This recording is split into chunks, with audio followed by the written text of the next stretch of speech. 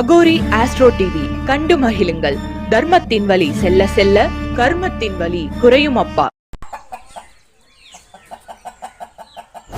அப்போ இந்த ஜோதிடம் அப்படிங்கிறது வந்துன்னா என்னன்னாங்க, நவகிரகங்களுடைய அடிப்படையில் வர்றது ஜோதிடம். வாஸ்து அப்படிங்கிறது பஞ்சபூதங்களுடைய தன்மைகள் நிறைஞ்சது தான் வாஸ்து.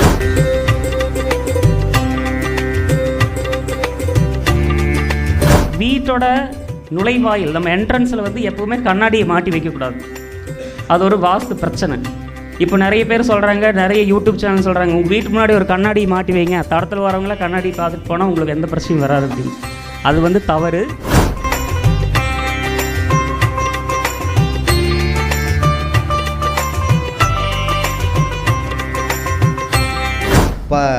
அடுத்தபடியாக பார்த்தீங்கன்னா வாஸ்துல 10 டிப்ஸ் அப்படிங்கக்கூடிய ஒரு அற்புதமான தகவல் நம்முடைய நிர்வாக குழு உறுப்பினர் வீரகுமார் அவர்கள் 10 டிப்ஸ் சொல்ல வர்றாரு. அவர் என்னென்ன சொல்கிறாரு அப்படிங்கிறத நம்ம பார்ப்போம். வீரகுமார் அவர்களை மேடைக்கு வரும்படி அன்புடன் அழைக்கிறோம். நிர்வாக குழு உறுப்பினர் தாங்க, ஓகே, அதில் எல்லாமே இருக்குது.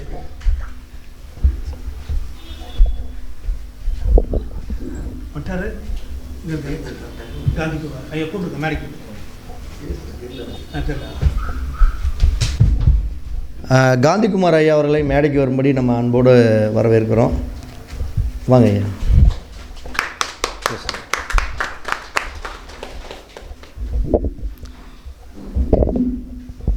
ஓம் சரவணபவ. குருவாழ்க, குருவே துணை. இன்னைக்கு சரவணபவ ஜோதிட அறிவாலயத்தினுடைய 28வது கருத்தரங்கத்துக்கு வந்திருக்கிற அனைத்து ஜோதிடர்களையும் வருக வருக என வரவேற்கிறோம். இப்போது இன்றைக்கி பேசுகிறதுக்கு வாய்ப்பளித்த என்னுடைய குருநாதர் பரணி பாரதி ஐயா அவர்களுக்கும் என்னுடைய முதற்கண் வணக்கத்தை தெரிவித்துக் கொள்கிறேன். வாஸ்துல பணம் வரக்கு 10 டிப்ஸுங்க. என்ன டிஃப்ரெண்ட்டான தலைப்பாக இருக்குதுன்னு பார்க்குறீங்களா? பணம் வரக்கு நம்ம ஃபஸ்ட்டு உழைக்கணும், உடல் உழைப்பு வேணும், நம்ம வேலைக்கு போகணும், உத்தியோகம் புருஷ லட்சணம். அப்போ நம்ம உத்தியோகத்துக்கு போயிட்டு இதை செஞ்சோன்னா நம்மளுக்கு பணம் வரும். அப்போ இந்த ஜோதிடம் அப்படிங்கிறது வந்துன்னா என்னென்னாங்க, நவகிரகங்களுடைய அடிப்படையில் வர்றது ஜோதிடம். வாஸ்து அப்படிங்கிறது பஞ்சபூதங்களுடைய தன்மைகள் நிறைஞ்சது தான் வாஸ்து. அப்போ இந்த வாஸ்து வந்து என்ன அப்படின்னா, ஒரு மனுஷனோட வாழ்க்கைக்கு வாஸ்து ரொம்ப முக்கியமானா வாஸ்து ரொம்ப முக்கியம். நம்ம எதை அதிகமாக நேசித்து நம்புகிறோமோ அது நமக்கு நிச்சயமாக நல்லதை செய்யும். அப்போ வாழ்க்கையில் மனுஷனுக்கு வந்து பணம் தேடி வரணும் அப்படின்னா நம்ம வீட்டில் வாஸ்துங்கிறது சரியாக இருந்துச்சுன்னா நம்மளுக்கு பணம் நிச்சயமாக இருக்கும். அந்த வீட்டை நம்ம அமைக்கணும் அப்படின்னா வாஸ்து முறையை அமைச்சிருந்தோன்னா நம்மளுக்கு நிச்சயமாக வாஸ்து குறைபாடுகள் இல்லாமல் நம்ம தேவைக்கேற்ற பணமும் பொருளும் இருந்துக்கிட்டே இருக்கும். அப்படி நம்ம வீட்டில் வந்து சரியாக இருக்கிறதுக்கு சித்தர்கள் வந்து இயற்கையாக நம்மளே செஞ்சுக்கக்கூடிய, நம்ம எந்த ஒரு செலவும் இல்லாமல் நம்மளே செய்துக்கக்கூடிய அளவில் சில பரிகார முறைகளை சொல்லியிருக்காங்க. அப்படி பார்க்கும்போது முதல் பரிகாரம் அப்படின்னாங்க, இந்த பணத்துக்குரிய திசைகள் வந்து பார்த்துக்கிட்டிங்கன்னா நம்ம வீட்டில் வடக்கு, கிழக்கு, வடகிழக்கு, இந்த 3 திசைகள் வந்து அந்த 3 திசைகள் வந்து கெட்டு போகாமல் அந்த திசைகளை கரெக்டாக வச்சுருந்தோன்னா நம்மளுக்கு நிச்சயமாக பணம் வரும். அப்போ அந்த திசைகளில் நம்ம இந்த வடக்கு திசையும் வடகிழக்கு திசையும் கிழக்கு, இந்த 3 திசை தான் பணம் வர்றதுக்கான திசை. அந்த வடகிழக்கு திசை அப்படிங்கிறத நம்ம எப்போவுமே ஒரு குளிர்ச்சியான தன்மையாக வச்சுருக்கணும். அப்படி வச்சுருந்தோம்னாலே நிச்சயமாக நமக்கு பண வரவுங்கிறது தாராளமாக இருக்கும். முதல் டிப்ஸு. அதுக்கப்புறம் என்னென்னாங்க, 2வது டிப்ஸு, இந்த கடனால் அவதிப்பட்டுக்கிட்டு இருக்கிறவங்க என்ன பண்ணலாம் அப்படின்னா, வீட்டோட நம்ம நம்மளோட தூங்குகிற இடம், அந்த இடத்துல வந்து நம்ம மேற்க தலையை வச்சு கிழக்க கால் நீட்டு படுத்தோன்னா கடன் தீர்றதுக்கான ஒரு வாய்ப்பு கிடைக்கும். அது எப்படி தூங்கணும் அப்படின்னா, நம்ம மேற்கு தலை வச்சு கிழக்க கால் நீட்டி படுக்கிறப்போ நம்ம தலைமேட்டில் டெய்லி ஒரு வெத்தலை பாக்கு, குரு பகவானுடைய எண்ணான 3 1 நாணயங்களை ஒரு வெத்தலை பாக்கில் வச்சு கண்டினியூவாக 48 நாள் தூங்குறப்ப தலையில் வச்சுட்டு தலைமேட்டுக்கு பின்னால் வச்சுட்டு தூங்கலாம். காலையில் எழுந்திரிச்சு அதை எடுத்துடலாம். இப்படி 48 நாள் அது மாதிரி செஞ்சுட்டு அந்த சேமித்த தொகையை உங்களுக்கு யார் இதை கற்றுக் கொடுத்தாங்களோ அந்த குருநாதர் அவங்களுக்கு கொண்டு போயிட்டு இந்த தொகையில் நீங்கள் விருப்பப்படுற ஏதாவது ஒரு பொருள் வாங்கி கொடுத்தீங்கன்னா நிச்சயமாக உங்களுடைய பணத்தட்டுப்பாடு பிரச்சனை நீங்கும், கடன்கள் நிவர்த்தியாகிறதுக்கான ஒரு நல்ல வாய்ப்பு நிச்சயமாக கிடைக்கும்.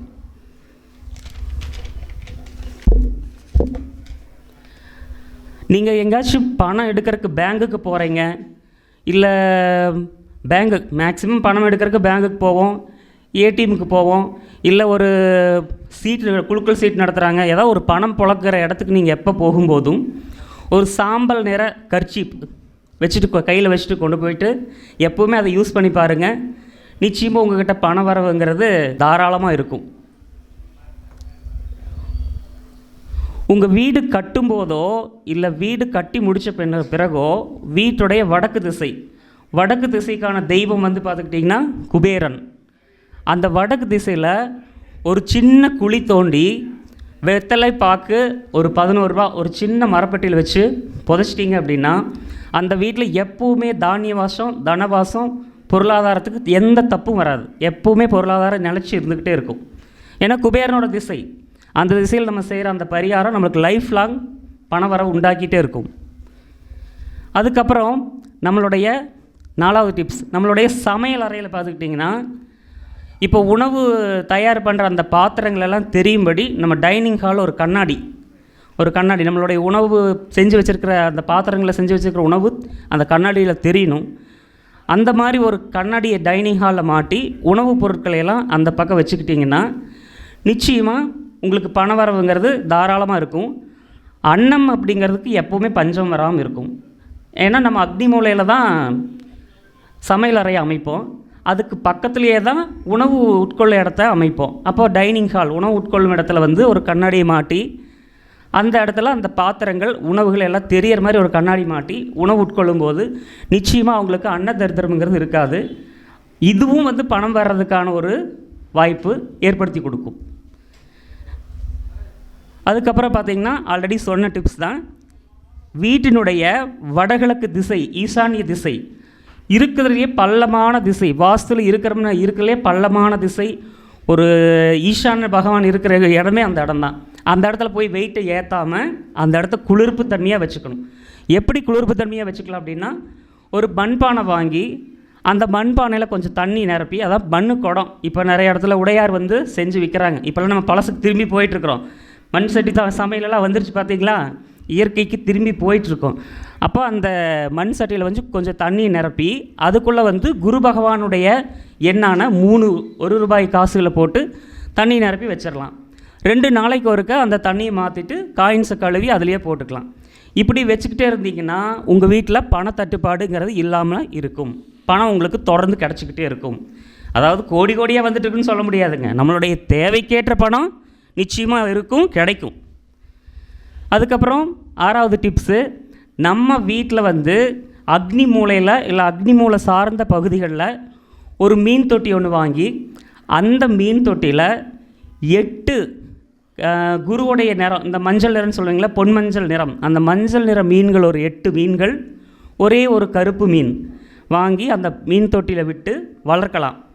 அந்த மீன் தொட்டியை வளர்க்கும்போது அந்த மீன்களுக்கு டெய்லி உணவு கொடுக்கலாம். அந்த மீன் தொட்டியை பராமரிப்பு பண்ணிக்கிட்டே இருக்கலாம். மீன் வந்து எப்போவுமே தூங்காத ஒன்று, இரவு பகல் தூங்காமல் இருக்கிற ஒரு உயிர் வந்து மீன். அப்போ அந்த மீன் வந்து நம்ம பராமரிப்பு பண்ணும்போது அதுக்கு உணவு கொடுக்கும்போது நமக்கு நிச்சயமாக செல்வ நிலைங்கிறத அடுத்தடுத்து முன்னேற்றத்துக்கு எடுத்துக்கிட்டு போகும்.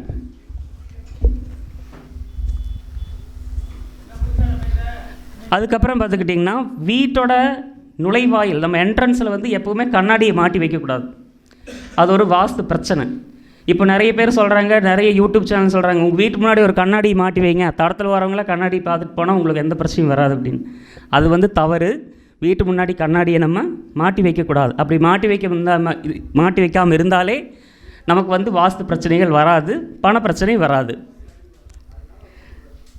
அதுக்கப்புறம் பார்த்துக்கிட்டிங்கன்னா உங்கள் வீட்டில் எப்போவுமே வந்து காலையில் மட்டும்தான் நம்ம வீட்டில் இந்த சுப்ரபாதம் போட்டுடுறது, கந்த சஷ்டி கவசம் போடுறது காலையில் மட்டும்தான் போட்டுவிடுவோம்.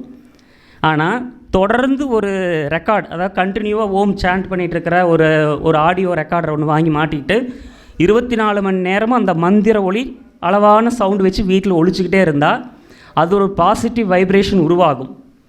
அந்த வீட்டில் வந்து யார் நெகட்டிவாக பேசினாலும் அந்த வார்த்தை அடிபட்டு போகும்.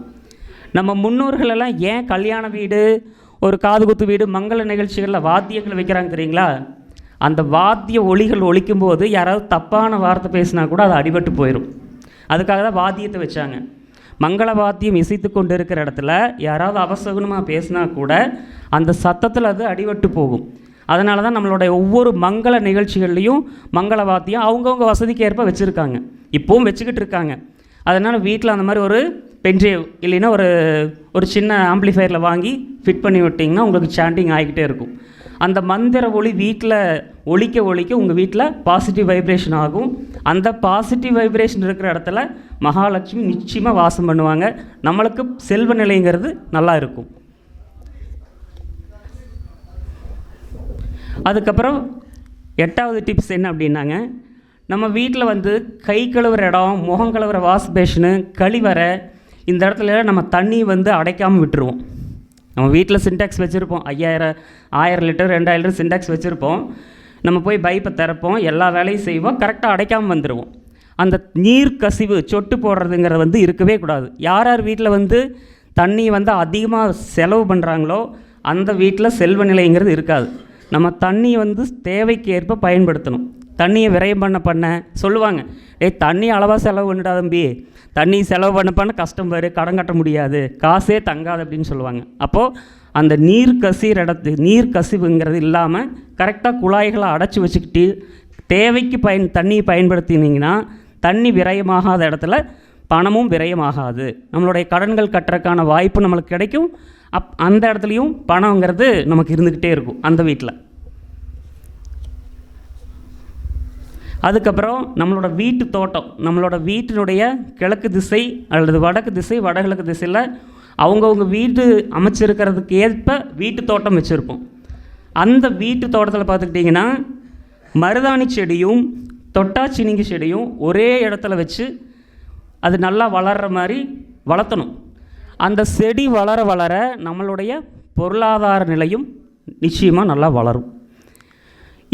இது வாஸ்துவில் வந்து என்னென்னா, அந்த வடகிழக்கு திசையில் நம்ம கிழக்கு திசையில் வீட்டு தோட்டத்தில் இந்த 2 செடிகளை வச்சு வளர்த்துனீங்கன்னா நிச்சயமாக செல்வ நிலைங்கிறது உயரும். செடி வளர வளர நம்மளுடைய வாழ்க்கை நிலை உயரும்.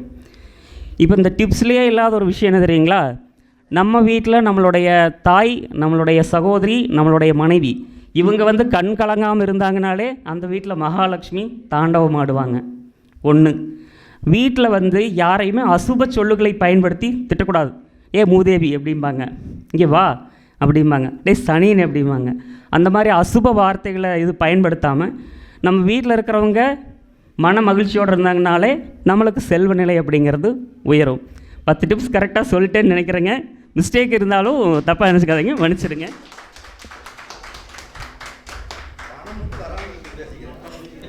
நிச்சயமாக பணம் வருங்கய்யா. வாய்ப்பு கொடுத்த குருநாதர் ஐயா அவர்களுக்கும் இது நேரம் வரை கேட்டவங்க எல்லாருக்கும் என்னுடைய நன்றிகளையும் வணக்கங்களையும் தெரிவிச்சுக்கிறேன். நன்றி, வணக்கம். அகோரி ஆஸ்ட்ரோ டிவி கண்டு மகிழுங்கள். தர்மத்தின் வழி செல்ல செல்ல கர்மத்தின் வழி குறையும்.